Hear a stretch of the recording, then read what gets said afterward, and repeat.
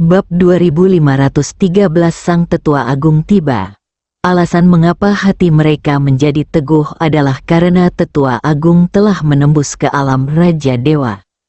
Semua orang yang hadir adalah orang-orang yang sangat pragmatis. Bahkan Tetua ketiga, yang baru saja berbicara, hanya berani diam-diam mendukung Makian. Dia tidak berani secara terbuka mendukung Makian. Bukan karena alasan lain selain karena kekuatan Makian saat ini jauh lebih besar. Kemenangan Cuchen yang mudah dan lancar atas tetua kedua telah mendapatkan kekaguman mereka, membuat mereka percaya bahwa dia jauh lebih kuat dan menyebabkan mereka ragu-ragu. Namun, dengan terobosan tetua pertama ke alam Raja Dewa, mereka sekarang melihat masalahnya sudah selesai. Sekuat apapun dia tidak mungkin bisa menandingi seorang Raja Dewa. Karena itu, mereka sekali lagi berpihak pada Ma Huigui. Cuchen secara alami merasakan perubahan pada orang-orang di sekitarnya. Tetapi dia tidak terlalu memperhatikannya. Dia tahu bahwa sebagian besar orang-orang ini hanyalah oportunis yang akan berpihak pada pihak manapun yang lebih kuat. Saat ini, Makian juga cukup gugup. Dia tidak menyangka Tetua Agung akan mencapai alam Raja Dewa pada saat ini, yang membuatnya merasa sedikit bingung. Maafkan aku, Kakak Chu, ini semua karena aku. Jika bukan karena aku, kau tidak akan berada dalam situasi berbahaya seperti ini. Makian menatap Cuchen lalu berbicara dengan sedikit penyesalan. Ia merasa bahwa semua ini terjadi karena telah membantunya. Jika bukan karena membantunya, bagaimana mungkin ia berakhir dalam situasi berbahaya seperti ini? Jika Cuchen meninggal karena dirinya, Makian akan merasa bersalah seumur hidupnya, meskipun ia tahu bahwa jika Cuchen meninggal ia juga akan berada dalam bahaya besar. Tidak apa-apa, tidak apa-apa. Melihat ekspresi Makian, Cuchen tersenyum dan menghiburnya. Dia hanyalah Raja Dewa yang baru terbangun, tidak pantas mendapatkan perhatianku. Cuchen berbicara tanpa ragu-ragu. Dia telah menanamkan tanda roh primordial Ni Yugen padanya.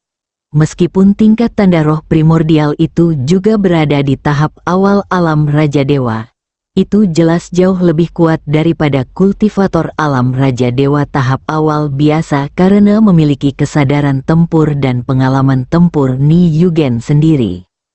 Selain itu, dia juga memiliki boneka di tingkatan menengah alam Raja Dewa, dan Luyu masih bersembunyi di balik bayangan. Dengan begitu banyak kartu truf yang dimilikinya, bagaimana mungkin dia bisa kalah? Saudara Lu belum terbongkar. Cepat kirimkan pesan telepati kepadanya dan suruh dia pergi. Saat itu, Makian berbicara lagi. Dia tidak percaya kata-kata Cuchen. Dia pikir Cuchen hanya mengucapkan kata-kata itu untuk menghiburnya. Jadi sekarang dia khawatir tentang Luyu, yang masih bersembunyi di tengah kerumunan dan belum terungkap. Karena itu, Makian mengingatkan Cuchen untuk membiarkan Luyu pergi sekarang.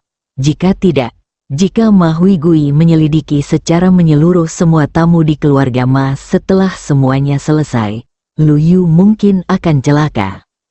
Sudah kubilang jangan terlalu khawatir, kita tahu apa yang sedang terjadi. Cuchen menjawab Makian lagi, mengisyaratkan bahwa dia harus tenang dan tidak perlu terlalu khawatir. Hahaha, hahaha, Cuchen, kau benar-benar menggelikan. Kau berani-beraninya membual bahwa kau tidak menganggap serius alam Raja Dewa. Kau benar-benar gila. Tapi aku bisa mengerti kamu. Lagi pula, kamu akan segera mati. Jika kamu tidak menjadi gila sekarang, kamu sudah mati. Jadi wajar jika kamu sedikit menjadi gila sebelum mati dan mengatakan hal-hal yang besar.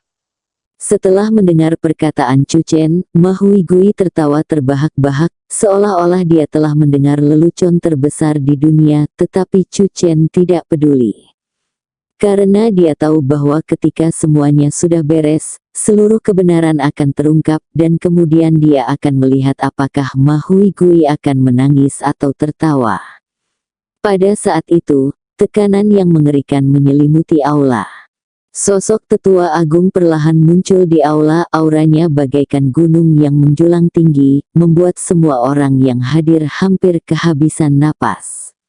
Terobosan yang dilakukannya bukan hanya peningkatan kekuatan, tetapi juga pergeseran besar dalam struktur kekuasaan seluruh keluarga Ma dan daerah sekitarnya.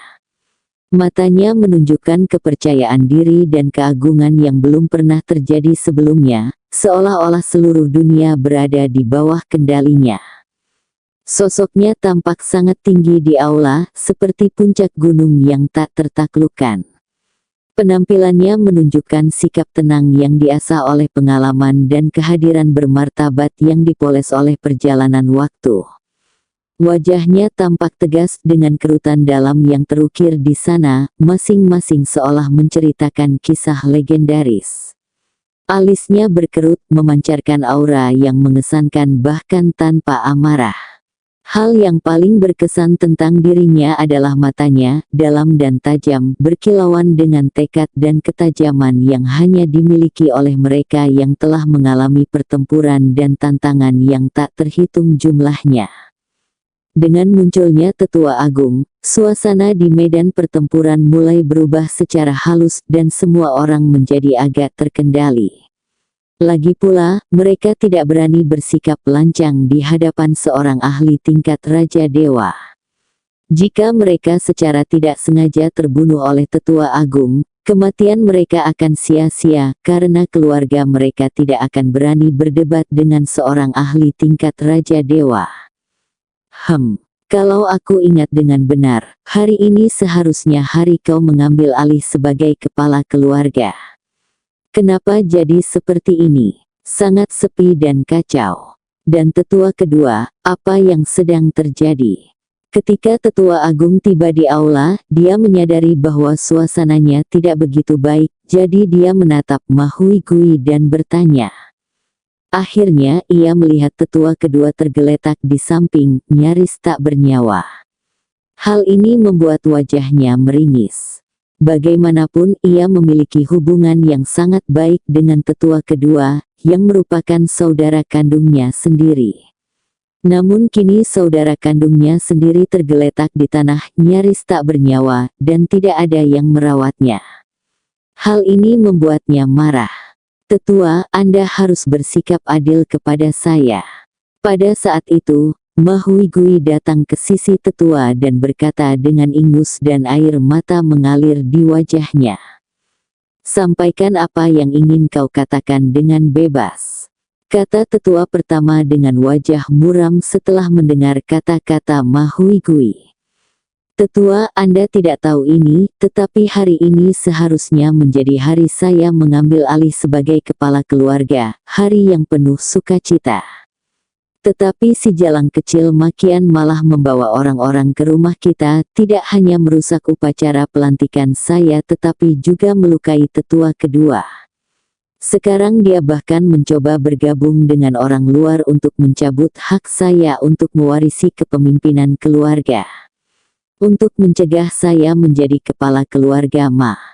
Kau tahu bahwa alasan ayahnya dicabut haknya untuk mewarisi jabatan kepala keluarga adalah karena dia membunuh kepala keluarga sebelumnya.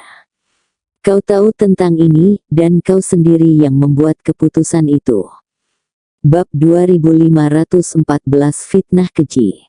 Tanpa ragu sedikit pun, Ma Huigui menangis terseduh-seduh, berbicara kepada tetua agung.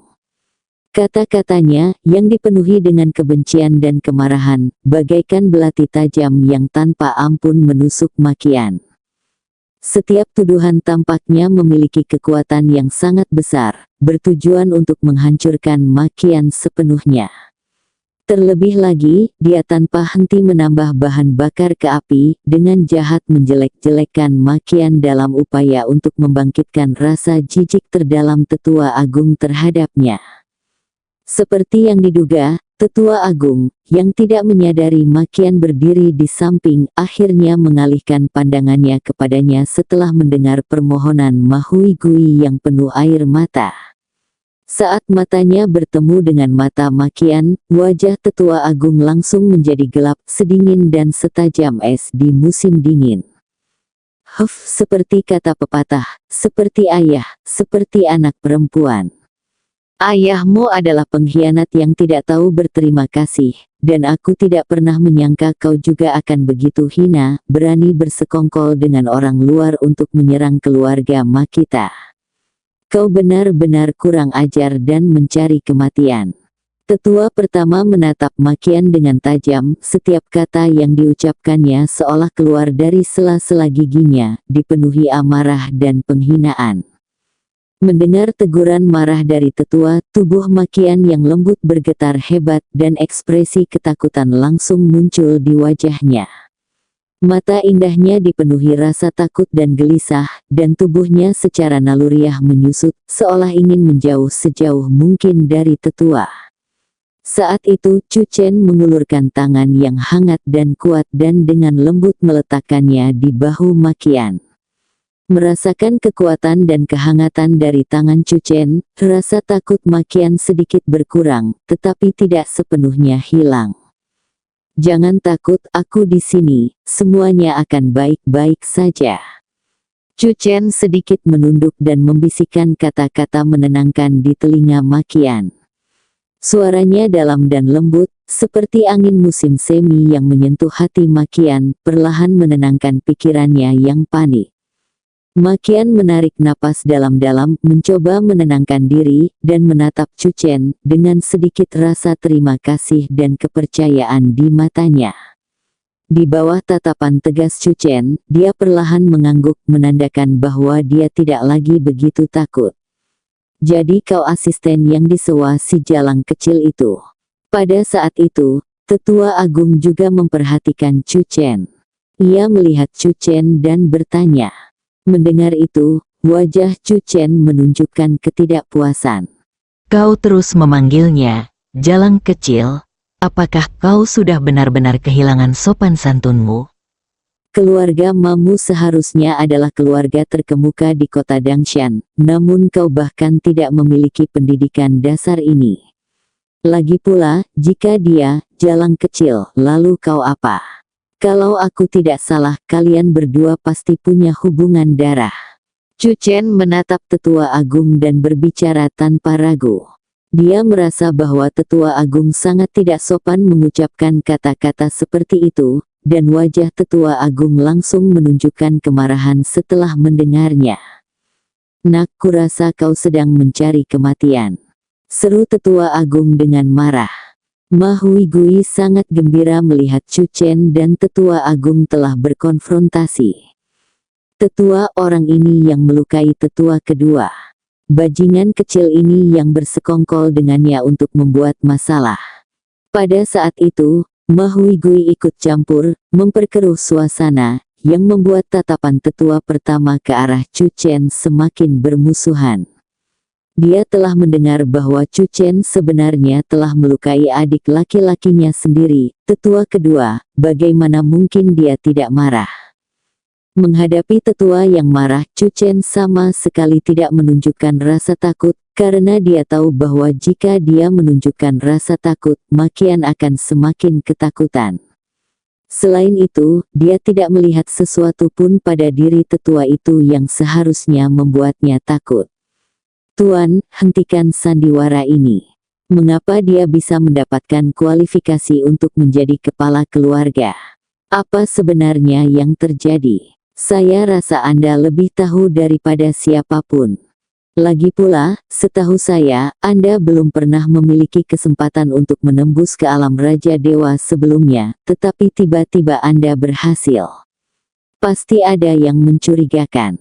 Kalau aku tidak salah, inilah yang kau dapatkan sebagai balasan atas pengkhianatanmu terhadap seluruh keluarga Ma. Bibir Chu Chen melengkung membentuk senyum dingin. Kemudian dia perlahan membuka mulutnya, suaranya rendah namun Audio jelas. milik Huff. Sopter Channel. Kalian berdua benar-benar bersekongkol, tidak berperasaan dan khianat. Pada saat ini, sebuah dugaan berani telah terbentuk di benaknya Tetua Agung dan Mahuigui telah diam-diam bersekongkol untuk mengkhianati keluarga Ma kepada orang lain. Sebagai syarat dari konspirasi ini, Mahuigui secara alami akan naik ke posisi kepala keluarga Ma, sementara Tetua Agung akan memiliki kesempatan untuk menembus ke alam Raja Dewa yang didambakan. Adapun dalang di balik kesepakatan kotor ini, tidak lain adalah lelaki tua misterius dan tak terduga berjubah hitam dari sebelumnya. Beberapa saat yang lalu, tetua berjubah hitam ini muncul di sini tanpa peringatan apapun, yang sangat tiba-tiba.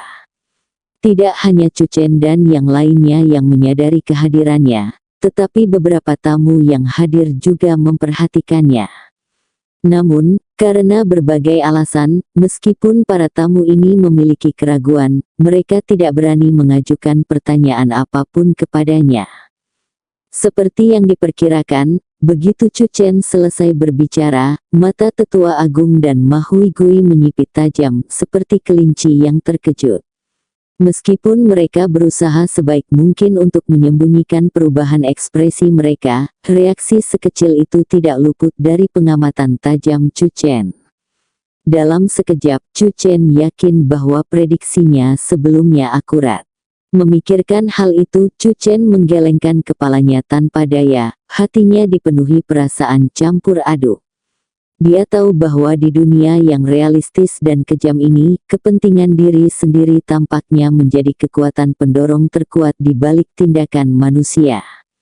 Baik itu keluarga, persahabatan, atau cinta, semuanya sering menjadi rapuh dan rentan di hadapan godaan yang sangat besar. Dahulu ia mengira ikatan darah antar kerabat adalah ikatan yang tak terputus, tetapi kini ia menemukan bahwa bahkan saudara kandung dan ayah kandung pun bisa saling mengkhianati demi keuntungan pribadi. Pengkhianatan ini membuatnya merinding dan kecewa, seolah-olah seluruh dunia telah kehilangan kehangatan dan kepercayaannya yang semula. Pada saat yang sama, Chu Chen tak kuasa memikirkan visi Konfusius tentang dunia utopis. Masyarakat ideal itu adalah masyarakat di mana setiap orang setara, hidup harmonis, dan saling membantu, tidak ada pengkhianatan, dan tentu saja tidak ada pengkhianatan yang didorong oleh kepentingan pribadi. Visi yang begitu indah tampak semakin berharga dan sulit dicapai di dunia materialistis saat ini. Seiring berjalannya waktu, Chu Chen semakin merasa bahwa nilai dari cita-cita Konfusius tentang dunia utopis terus meningkat. Bersambung.